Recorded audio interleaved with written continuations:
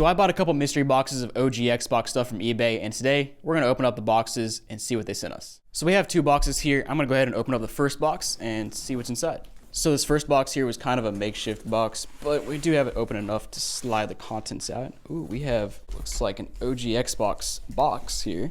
See if I can slide it out. Oh baby, here it is. So we've got it all the way out of the box. The only thing in there was an OG Xbox box. And we actually got this little thank you card here, which is kind of cool. Thank you very much for shopping with us. If you were happy with your experience, please consider leaving positive feedback. Pretty nice. I don't know whose signature that is, probably the owner. But yeah, here's the box. And I call these mystery boxes because I bought both of these boxes from eBay over a year ago. I can't even see the listing anymore, so I don't even know what was included.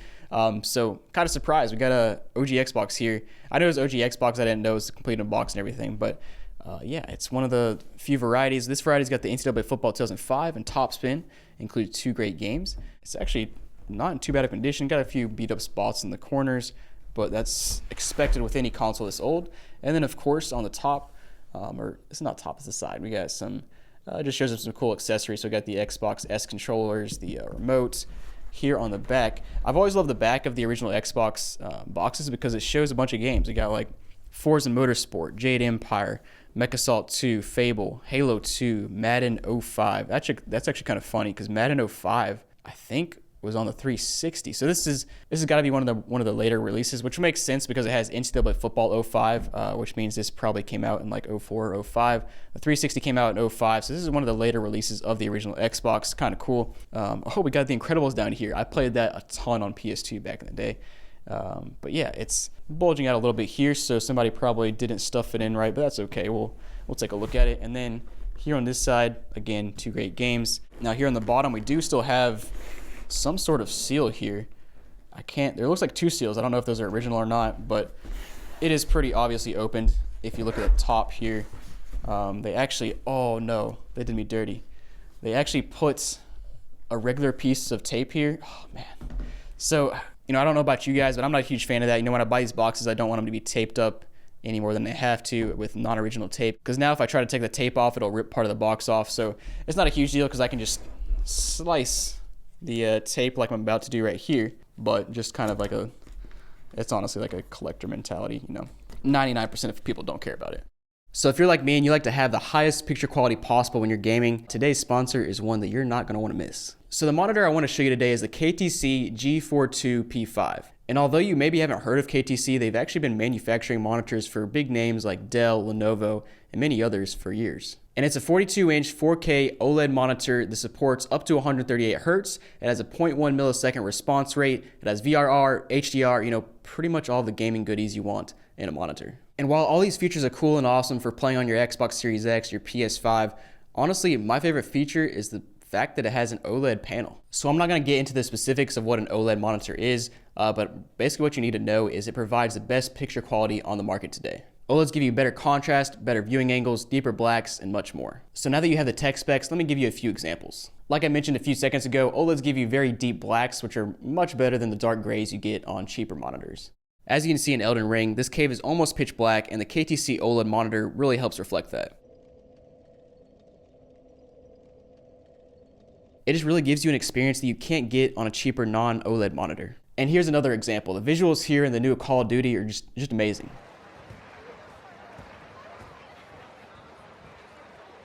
You can take full advantage of the 120 Hz refresh rate, VRR, and of course, the colors and deep blacks in the game are just stunning. Another cool feature here is there's an FPS tracker in the corner of the screen. So when you're playing games on your PS5 or Xbox Series X, you can actually check now and see how much your frame rate is dropping while you're playing. And of course, as gamers, we all love RGB lights, right? Well, never fear, RGB lights are here on the stand. You can of course turn them off if you want to, but honestly, I think they look pretty nice behind the monitor. And going right along with the RGB lights, the monitor and stand actually are very high quality and pair really nicely with the PS5. I mean, just look at them. It really looks like they're made for each other. But anyways, if you're looking for the best picture quality in a monitor for a reasonable price, look no further than the KTC G42P5 OLED monitor. And of course, as always, I'll have a link down below if you want to check it out. So we got it open now. The other thing to note here is it's got a little bit of whatever's going on there. Not a huge deal. And here we go. So we got, oh, nice and bubble wrapped up. Always good to see. We'll take all this stuff out and take a look at it. Oh, we got Halo in there. We've got an AV cable. Seems like a pretty heavy duty AV cable. It's actually a component, not composite. Got 2 controllers. We've got Halo 2 down here. Excuse me, that's just Halo 1. Very beat up. We'll take a look at that. And then, so we got a power cord, and then of course the console. All right, so sliding the console out. Oh, and we do have actually a manual here.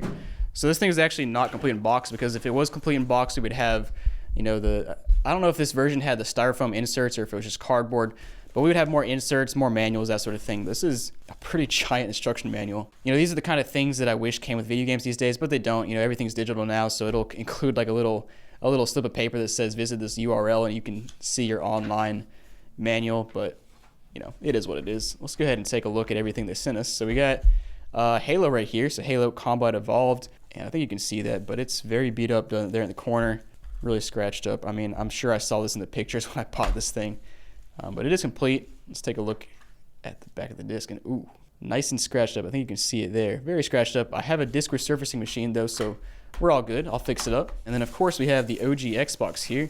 And guys, let me know down below, were you an OG Xbox fan or a PS2 fan, or maybe GameCube? Let me know down below. Personally, I was a PS2 guy. I had nothing against GameCube or Xbox. PS2 is just what I have, or what I had. Great games on all of them. All right, so here is the actual console. And man, it actually looks pretty nice. Like, usually you can look at the top of these things and tell how much they've been used. So like, let's see if I can get this in the light. Usually the Xbox logo right here has a ton of scratches. It does have some micro scratches, but nothing too crazy. And then this part is pretty clean. Almost looks like it was sanded down by GameStop at some point. You get a little bit of marking there that almost looks like sanding from GameStop. It's probably not, but I have you know, some memories from GameStop doing that. And then of course here on the front of the console we have our 4 ports. We got our disc eject button. We got our power button. Pretty cool layout. I do like how they included 4 ports. PS2 was kind of annoying, only 2 ports. You had to buy an external adapter. Now it does look like this Xbox has never been opened before, because these don't appeal to have been peeled up. You know, there's no puncture in here to you know, open up the console. Now they could have used a heat gun and peeled it up on both of these and put it back, if you know what I'm talking about, but most people don't do that. Honestly, when I've taken apart OG Xboxes, I have not done that. It's just another hassle to do. And the back looks pretty good as well. So the console actually looks pretty solid. Let's take a look at these controllers now. So controller number 1 here, wrapped up, and it's actually not an official controller. It is Mad Catz. Mad Catz is, back in the day, Mad Catz was a beast. Like the Mad Catz controllers were almost as good as the OEM, at least the ones I used. So this one actually looks pretty solid. It's almost exactly the same. It's kind of like a hybrid of the S and the fat one, honestly, because it's not huge, but it's also not tiny. So I think this other one might be an OG OEM. So let's do a little comparison here, and it is. So this is an S. If you didn't know, there's a Duke one that's bigger than this. This one looks between a Duke and an S. And then the OEM controller over here, it actually looks very nice. It's a bit dusty, but the thumbsticks look like they're untouched almost. Very nice controller. The sticker is still intact. Sticker on this one looks good as well. But the S it's a very nice controller, not gonna lie. And last but not least, we have the AV cable. Honestly, this might be, I don't know if this is some sort of special AV cable. It is a component AV cable. Not sure if it's worth extra money. It looks pretty dang heavy duty, so I'll have to do some research into that. And like I said, we do still have another box. This is box number 2. I believe this one has games in it. Like I said, I bought these things so long ago that I don't remember what I bought, and I can't even see like the detailed order history anymore. But I believe there's games in here. I kind of prefer having these mystery unboxings, because I don't know what I'm gonna get. You never know what you're gonna get anyways, but it's just another element of surprise here. All right, so we got a bunch of bubble wrap, and honestly, it looks like another console. Oh, I opened the wrong box. So now that I have the correct box, let's go ahead and open it up. There's supposed to be games in here. Don't know which games, but we're about to find out. All right, so here we go. We got, oh, a nice plastic bag. Interesting packaging. I guess that works. Oh, more plastic bags. This one is from Tractor Supply. Nice. More plastic bags. I mean, I guess it's not a bad idea, but here we go. Small stack of games. I think there's like 8 or 10 games in here, maybe, if I remember correctly. Remember, guys, I bought this like a year ago. Can't see my eBay details anymore, so I'm not exactly sure what we have here, but it looks like a stack of about 8 to 10 games. Let's go ahead and slice her open. All right, so the games are actually packaged up pretty well, and so far, oh, they're actually in pretty nice condition, and they're all platinum hits. That's kind of cool. Let's see what we got here. So we have Rally Sport Challenge. We got our manual, got our disc, And the disc looks very nice. There's a few small scratches, nothing crazy there. Next up, we have Splinter Cell, Stealth Action Redefined. Again, complete in box. Disc looks very good. These games are actually in very nice condition. Star Wars, a video game, platinum hit, complete in the box. Very nice condition disc. We got a little bit of a chewed up manual, but nothing crazy. Spy Hunter, again, complete in box. Very nice disc. None of these games I don't think are worth like a crazy amount. Need for Speed Underground might be, I mean, some of these games are like worth like $10 or so. It's got a little bit of weirdness in the disc. You probably can't see it, but again, complete in box, platinum hit. Project Gotham Racing here, complete in the box. Very nice disc. Got Oddworld Munch's Odyssey, and very nice disc, complete in the box. And last but not least, we got Fable, The Lost Chapters, complete in the box. Very nice disc. Man, that's surprising. Usually when you buy lots of games like these, there's a pretty mixed bag, but it looks like somebody's just old collection that they were just selling. All in very nice condition, all platinum hits. Good to see. So let's go ahead and plug the Xbox in and see if it works. We'll try out some games, see if they work. Then I'll probably open the Xbox up, see what kind of condition it's in. So we have our OG Xbox plugged in, got my OEM S controller here. Let's go ahead and turn this bad boy on. Hopefully it works, and we'll play some games. Let's get a little countdown. So 3, 2, 1. Boom. We got life, and there is our OG startup screen. Gotta love it. All right, so booting up, we do have to set the clock. That's one thing I need to test, is I wonder if it'll keep our clock time. Basically, our clock capacitor in the Xboxes has issues. It goes out after time. Sometimes it basically blows up and ruins the motherboard. Let's go ahead and check this thing out. So first of all, it's clearly booting up. We'll check out the memory. Kind of curious if somebody left some save data here. They left Halo. So it looks like this person might have bought this game and only played Halo. It's probably not a rare occurrence. That's probably what a lot of people did with the OG Xboxes. Bought it just for Halo. Music. See if we have any music saved here. Nope. Audio CD. Okay. It was acting like I could play an audio CD, but I guess not. Maybe that just shows all the time. All right. Go back and Xbox Live. Clearly we can't do that. Settings, clock, language, stereo. Got auto sign in, parental control, which is off. That's good to see. Auto off. What is? That's when you turn off the system automatically. System info. So let's go ahead. What I want to do first is actually turn the console back off and see if it keeps the time. That'll tell us if the clock capacitor is still good or not, or if it's already been taken out. But let's test it out. All right, so booted up. Didn't ask for the time, so I guess it's actually keeping the time. Clock, yeah, 12:02, so some time has passed here. Let's go ahead and put a game in. I'm assuming there's not already a game in here. Sometimes we get a free disc. Let's try it out. All right, so the disc tray opens just fine. No game in there. I think we'll start out by trying Halo, which is the game that came with it. And if you remember, this thing is extremely scratched up.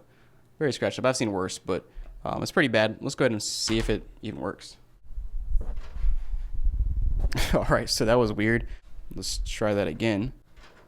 Okay, I have never seen that before. That's odd. Sometimes these Xboxes, the OG Xboxes, the 360s, they have issue with the disk drive opening and getting stuck, but this one doesn't have that problem. It just opens constantly. So let me try one more time.